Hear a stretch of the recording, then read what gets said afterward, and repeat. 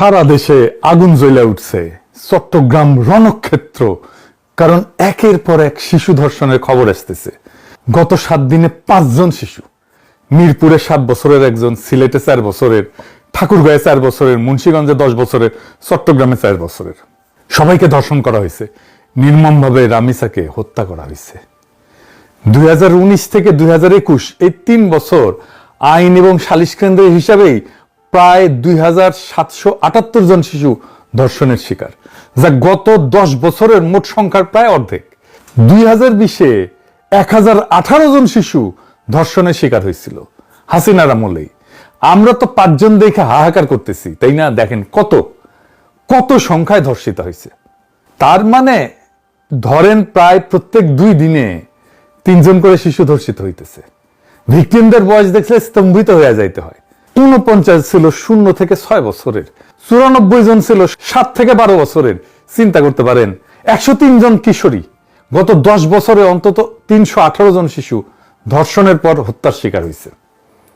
হাসিনা মায়া কান্না করতেছে, ওর নাকি খুব কষ্ট হইতেছে, ওর আমলে সবচেয়ে বেশি হয়েছে।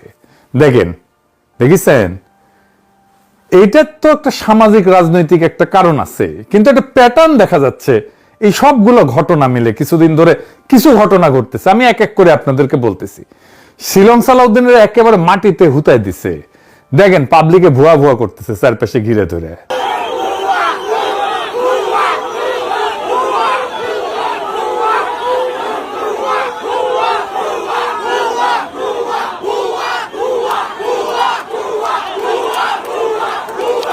দেখেছেন একজন স্বরাষ্ট্রমন্ত্রী যে 3 মাস আগে দায়িত্ব নিছে, যে কিনা ডিফ্যাক্টো প্রাইম মিনিস্টার, যে কিনা একজন বিশিষ্ট ইন্ডিয়ান মাল, তারই অবস্থা জ্ঞান।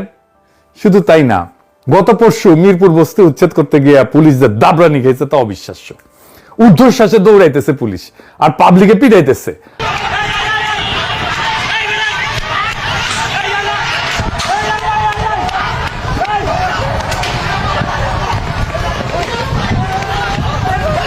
হাসিনার পুলিশ দাবরানি খাইছে 3 টার্মের পরে, আর বাংলার লুথার কিং এর পুলিশ দাবরানি খাইল 3 মাসের মধ্যে। রামিসার হত্যাকাণ্ডের বিচারের দাবিতে সারা দেশে হইতেছে বিক্ষোভ। দেখেছেন?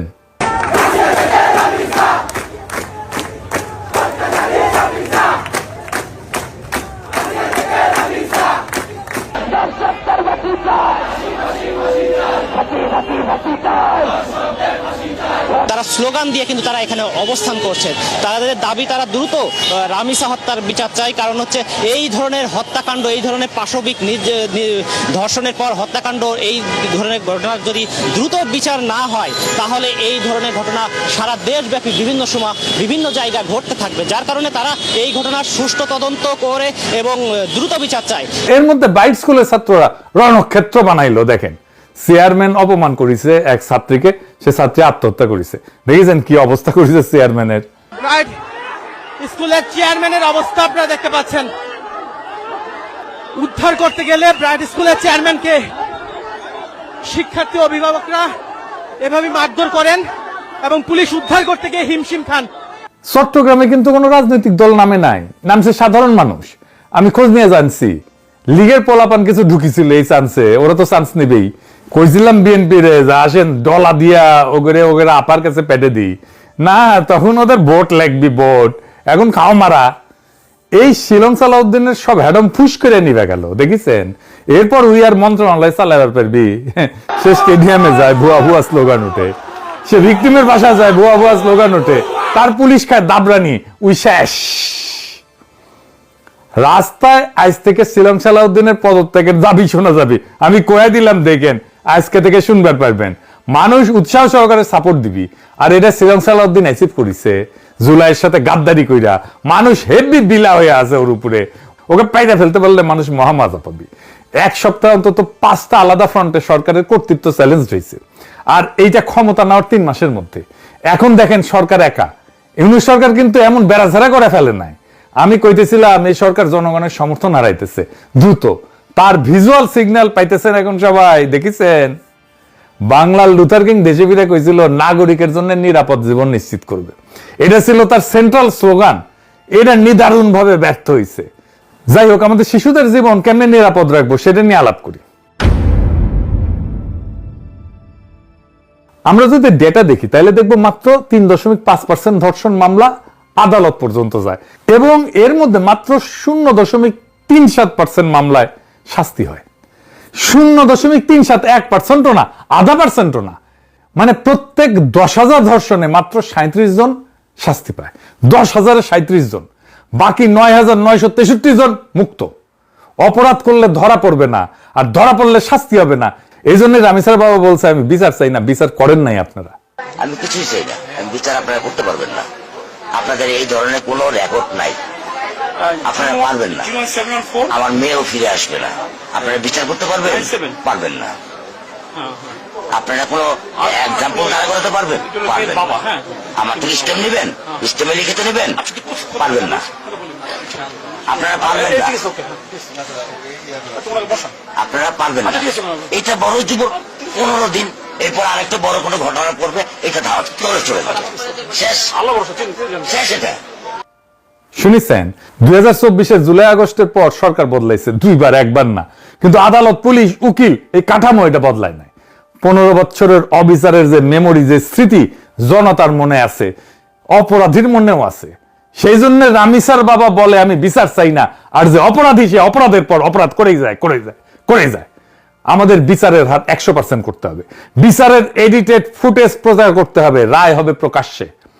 বাংলাদেশে বাঙ্গুদের মধ্যে একটা ধারণা আছে দ্রুত বিচার মানে অবিচার। শুনেন শিলং সালাউদ্দিন কি বলে। আমরা এখন মধ্যযুগে নাই, আমরা আধুনিক যুগে। আইন সংস্কারটা একটা চলমান প্রক্রিয়া। সমাজের চাহিদা অনুসারে, সময়ের চাহিদা অনুসারে সকল আইনকে আপ টু ডেট করতে হয়। আবার কিছু কিছু ক্ষেত্রে এটাও চিন্তা করতে হয় যে খুব সংক্ষিপ্ত বিচারের মাধ্যমে আবার অবিচার করা হচ্ছে কিনা। শুনেছেন আমেরিকায় 6 মাসের মধ্যে অধিকাংশ বিচার সম্পন্ন হয় কেমনে? বাংলাদেশে কেন 5 থেকে 7 বছর লাগবে? আসিয়ার মৃত্যুর পর তদন্তের সময়সীমা 30 দিন থেকে কমায় 15 দিন করছে এবং বিচার শেষ করার সময়সীমা 180 দিন থেকে কমায় 90 দিন করছে। 90 দিনের মধ্যে বিচার করতে হবে সবগুলো কেসের। মামলা কেন দেরি হয় জানেন? আসেন সেটা একটু দেখি। ফরেনসিক ক্যাপাসিটি সবচেয়ে জরুরি এবং এটা নিয়ে কেউ কথা বলে না। বাংলাদেশের ন্যাশনাল লেভেলে একটাই ডিএনএ ল্যাব আছে, ঢাকা মেডিকেলের NFDPL। 2006 থেকে মার্চের 2025 পর্যন্ত প্রায় 35,000 স্যাম্পল আসছে 10,885টা মামলা থেকে। 35,000 স্যাম্পল 10,885টা মামলা থেকে, তার মানে একটা মামলা থেকে 3টার মতো স্যাম্পল আসছে, যার মধ্যে 65% হইতেছে ধর্ষণের মামলা। সিআইডির একটা আছে আলাদা। এই দুইটা দিয়া পুরা দেশের কাজ চলে। ফলাফল কি? 2024-এর শেষ পর্যন্ত 789টা মামলার তদন্ত আটকায় আছে শুধুমাত্র ডিএনএ রিপোর্টের জন্য। তাইলে চিন্তা করেন, শুধু ডিএনএ রিপোর্টের জন্য মামলা আটকায় আছে বছরের পর বছর। ভিকটিমই মারা যায়, সাক্ষী পাল্টায়, আসামি জামিনে বাইরে হয়ে যায়। আর দেখেন এপ্রিল 2025-এ নতুন অর্ডিন্যান্স করছে, ধর্ষণ মামলায় ডিএনএ টেস্ট বাধ্যতামূলক রাখা হয় নাই, যেটা 2020 সালে সংশোধনীতে বাধ্যতামূলক রাখা হয়েছিল। তার মানে বিচারের ভিত্তিতে উঠাই দিল ইউনূস সরকার। কেন? কারণ ল্যাব নাই, রিপোর্ট নাই। তাহলে আইনি বাধ্যবাধকতা থাকলে তো মামলা চলে না। সমাধান কি হওয়া উচিত ছিল? সমাধান ছিল ল্যাব বানাও। সমাধান কি হলো? আইনি তুলে দাও। মহা মজার মজা। এই হইতেছে আসিফ নজরুলের কাজ। আমাদের প্রত্যেকটা বিভাগে একটা করে মোট 8 থেকে 10টা পুরোপুরি সজ্জিত ফরেনসিক ল্যাব দরকার। 15 দিনের মধ্যে ডিএনএ রিপোর্ট আসতে হবে। আর কি করতে হবে? জাতীয় সেক্স অফেন্ডার রেজিস্ট্রি করতে হবে। যাদের শাস্তি পায়, যে সমস্ত অপরাধী, ওদের পাবলিক ডেটাবেজে ওদের নাম, ছবি, ঠিকানা, অপরাধের ধরন এগুলো সব থাকবে। স্কুলে চাকরি দিতে গেলে, মাদ্রাসায় হুজুর রাখতে গেলে, গৃহশিক্ষক রাখতে গেলে, বাসা ভাড়া দিতে গেলে, এতিমখানায় কেয়ারটেকার রাখতে গেলে, দারোয়ান রাখতে গেলে চেক করা যাবে। ইন্ডিয়ায় আছে NSDO বলে, আমেরিকায় আছে, আমাদের কেন থাকবে না? আর একটা জিনিস, শিশুদের উপরে যারা যৌন নির্যাতন করে তারা ভিকটিমের পরিচিত, বাসায় অ্যাক্সেস আছে বা শিশু চেনে এমন কেউ, এটা সামলানোর জন্য কি করা লাগবে? অপরাধী পরিবারকে পাবলিক করে দিতে হবে। অপরাধ নিশ্চিত হবে, পরিবারকে পাবলিক করে দিতে হবে, ভিকটিমকে না। দেখেন এখন কি হয়, গ্রামে 4 বছরের মেয়ে ধর্ষিতা হয়েছে, মেয়ের পরিবার গ্রাম ছেড়ে পলায়, মেয়ে স্কুল বদলায়, নাম বদলায়, ছোট বোনের বিয়ে আটকায়, বাবা মসজিদে যাইতে পারে না, ধর্ষক সে গ্রামে থাকে। তার পোলা একটা স্কুলে পড়ে, তার মেয়ের বিয়ে হয়, পোলার বিয়ে হয়, জীবন চলে। এটা কোনো অ্যাক্সিডেন্ট না, দুর্ঘটনা না, এটা একটা সিস্টেম। ইজ্জতের দাম দেয় ভিকটিম, ধর্ষক না। তাই ধর্ষকের পরিবার তাকে আগলায়, ঘুষ দেয়, মীমাংসা করায়, সাক্ষীকে চাপ দেয়, কারণ পরিবারের এখানে কোনো ক্ষতি নাই। এই পরিবারের ক্ষতি বসান, পরিবারের ক্ষতি বসান। অপরাধ নিশ্চিত হইলে, শাস্তি হইলে ধর্ষকের নাম, ছবি, ঠিকানা পাড়ার মোড়ে বোর্ডে বোর্ডে টাঙাই দিতে হবে। 10 বছর ধরে থাকবে ওখানে, বাবার নাম, ভাইয়ের নাম, পোলার নাম সব, মায়ের নাম সব। পোলার স্কুলে নোটিশ যাবে ওর বাপ ধর্ষক, ভাইয়ের অফিসে নোটিশ যাবে যে ওর ভাই ধর্ষক। ওয়েবসাইটে সার্চ দিলে প্রথমেই আসবে এইটা, ধর্ষকের পুরা পরিবার মানুষ জানবে এইটা ধর্ষক পরিবার। গ্রামে যেমন ডাকাত পরিবার থাকে না, এরকম ধর্ষক পরিবার থাকবে পাড়ায়, আমরা জানবো যে এই হচ্ছে ধর্ষক পরিবার। এতে কি হবে? 3টা কাজ হবে। 1, পরিবার নিজেই পাহারা দিবে তখন এরকম কারো খেসলত থাকলে। 2, লজ্জা এটা উল্টায় যাবে, এখন লজ্জা যায় নিচের দিকে মেয়ের শরীরে, মেয়ের পরিবারে, এখন যাবে উপরের দিকে ধর্ষকের পরিবারে। 3 নাম্বার, ভিকটিম মাথা তুলে হাঁটবে, ধর্ষকের বাবা মসজিদে যাইতে পারবে না। বাংলাদেশে শিশু ধর্ষণের সমস্যা আইনের না, সমাজের। আইন আছে, কড়া আইন আছে, কাজ করে না কেন? কারণ সমাজ ধর্ষককে আগলায় রাখে, পরিবার ধর্ষককে আগলায় রাখে। সমাজ আগলায় কেন? কারণ আগলানোয় সমাজের কোনো নিজের খরচা নাই তো, সমস্যা নাই তো, খরচা বসান ওইখানে। ধর্ষকের পরিবারকে ধরেন, বংশকে ধরেন, পাড়াকে ধরেন, সবাইকে দায়ী করেন। এটা কোনো নতুন বুদ্ধি না, এটা জুডোর প্র্যাকটিস। প্রতিপক্ষের জোরই প্রতিপক্ষের বিরুদ্ধে ফেরায় দেওয়া। তো এই সমাজের জোর কোথায়? সম্মান একলার না তো, গোটা বংশের। লজ্জা একলার না, গোটা পরিবারের। তাহলে অপরাধের দায় কালেকটিভ হোক। যেই সমাজে সব ভাগাভাগি, সেই সমাজের দায়ও ভাগাভাগি করতে হবে। এটা ছাড়া অপরাধ কোনোদিন থামবে না। আমাদের শিশুদের রক্ষা করার জন্য এর চাইতে উত্তম কোনো পথ নাই, এই পথ গ্রহণ করতে হবে। আর এই অপদার্থ স্বরাষ্ট্রমন্ত্রী ইন্ডিয়ান মাল শিলং সালাউ। প্রিয় দর্শক, এতক্ষণ আপনারা দেখলেন পিনাকি ভট্টাচার্যের একটি ভিডিও। পিনাকি ভট্টাচার্য এখানে আজকে আলোচনা করেছেন বাংলাদেশের সাম্প্রতিক যে কয়টি ধর্ষণ হয়েছে সেই সব ধর্ষণের অভিযোগ এবং অভিযুক্ত আসামিদেরকে আসলে শাস্তির আওতায় কেন আনা হয়নি সেই বিষয়গুলি তুলে ধরলেন এবং কোথায় কোথায় কত বছরের শিশুগুলি আসলে ধর্ষণ হয়েছিলেন এবং এগুলি কোন সরকার আমলে বেশি হয়েছে এবং যারা করেছেন তারা আসলে বেশিরভাগ মাদ্রাসার হুজুর নাকি আমজনতা, সেই বিষয়টিও কিন্তু আসলে তুলে ধরা হয়েছে।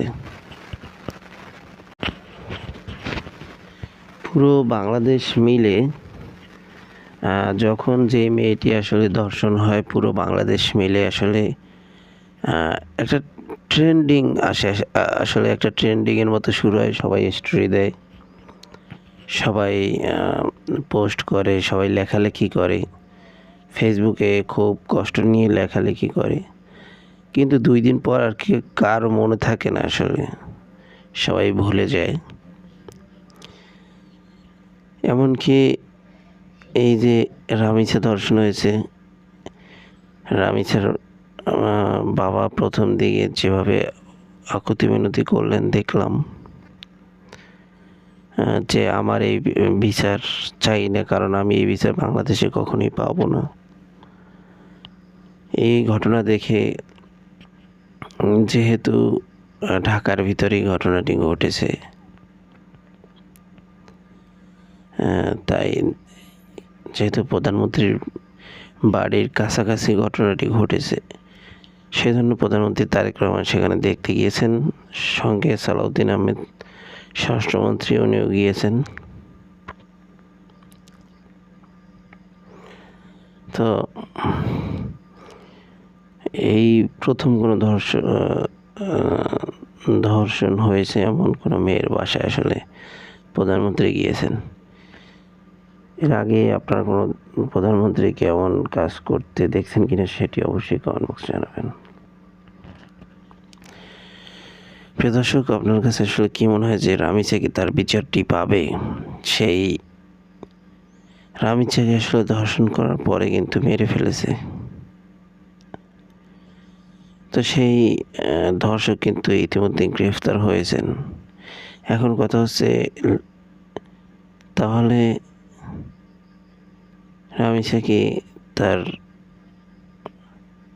বিচারটি পাবে কিনা সেটি কিন্তু আসলে মোক্ষম বিষয়। তো আমরাও দেখব যে আসলে বিচার হয় কিনা। এরকম ঘটনা তো আজকে একটি ঘটেনি, রোজ রোজ ঘটতেছে, কিছুদিন পর পর ঘটতেছে।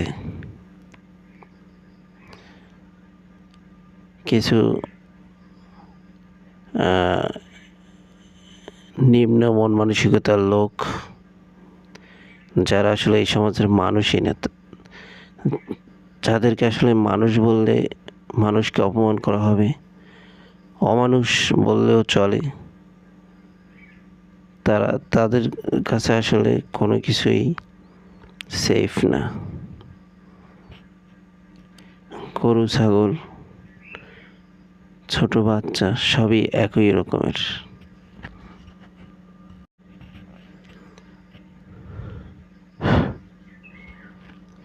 তো যাই হোক, আশা করি আপনারা বুঝতে পেরেছেন। আজকের এই ভিডিও দেখে আপনাদের কী মনে হয়েছে সেটি অবশ্যই কমেন্ট বক্সে জানাবেন।